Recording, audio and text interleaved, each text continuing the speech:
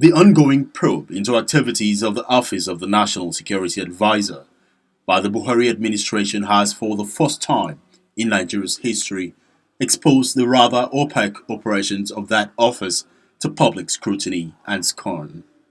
Since its establishment under the National Securities Act 1986, with the responsibility of coordinating national security, occupants of the Office of the National Security Advisor have been little known public figures. Section 4 of the Act lists its mandate to include coordination of intelligence activities of all other national security agencies, coordinator national security, advising the President on matters concerning intelligence, making recommendations in relation to activities of agencies to the President as contingencies may warrant. Section 4, subsection 3e adds that the National Security Advisor shall, quote, do such other things as the President may, from time to time, determine.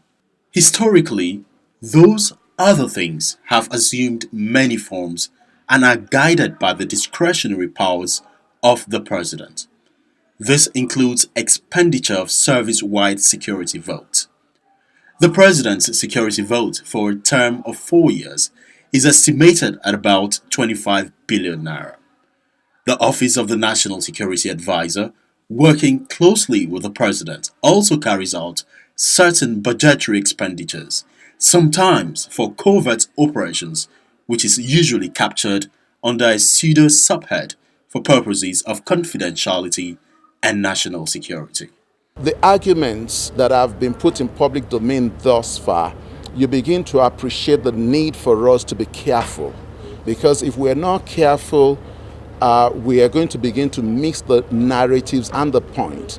The National Security Advisor is supposed to help the presidency of any incumbent to deliver in terms of the national security and defense management architecture, to ensure that you have proactive intervention occurring at different times and ensuring that these interventions are done within the shortest possible time without necessarily breaching some protocols. I believe that the President also has the right to direct the National Security Advisor on some spending as long as it's appropriated. The Buhari administration is now on a populist agenda of accountability.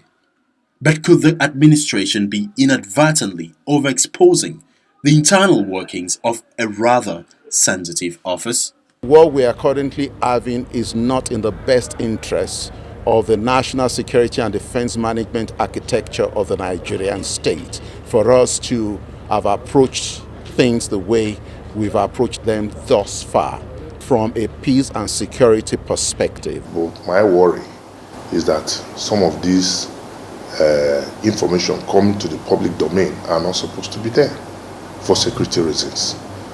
The governors, the president, they have their security vote. The NSA is more or less an omnibus office coordinating various security agencies and their activities.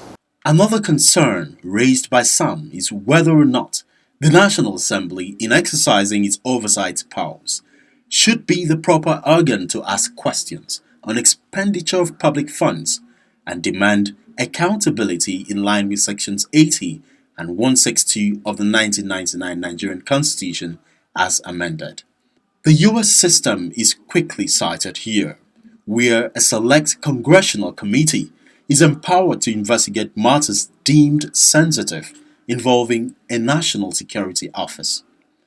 Such hearings are usually closed.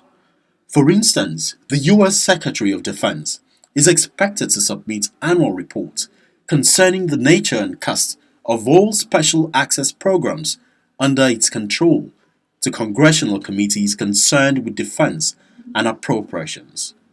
The reports from such hearings are closed and are not subject to the provisions of the Freedom of Information Act according to Congress Rule 7, Rules of the Senate. Flowing from best practices elsewhere, perhaps the Nigerian Senate should show more than a passive interest in the ongoing development in the office of the NSA. Experts also say investigations like those commissioned by the president would be more effective without the media and public trial it has elicited. Attempt to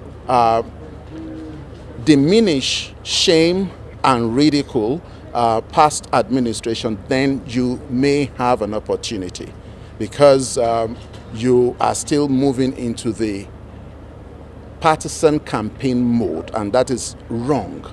We need to get the current administration to begin to operate at the governance, service delivery, governance management mode, meaning that there is a need to ensure that what is always in the narrative that is always in public domain is such that we can manage. Radical politician Balarabe Musa says he is yet to be convinced that this is really about the fight against corruption. I think there is something to hide. That's what I'm saying. There is something to hide, and the government should explain. Government has not got clean hands in this matter. Government should convince Nigerians that this prosecution and so on are sincere and not aimed at some other reasons. President Buhari seems to be a politician acting on his beliefs, but how that will achieve the needed result remains to be seen. Utbel Moran, AIT News, Abuja.